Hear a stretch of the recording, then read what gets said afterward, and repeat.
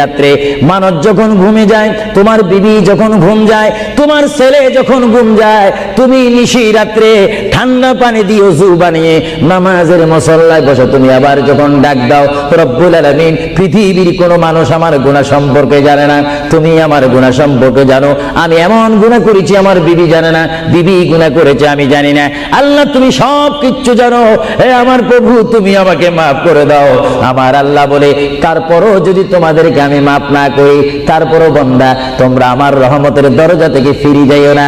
আমি তোমাদেরকে হুকুম দিচ্ছি, ওয়ালাউ আন্নাহুম ইয যালামু আনফুসাহুম জাউকা, বান্দারে যদি গুনাহ করে ফেলো আমার রহমত থেকে মুখ ফিরিয়ে তুমি চলে যাইও না।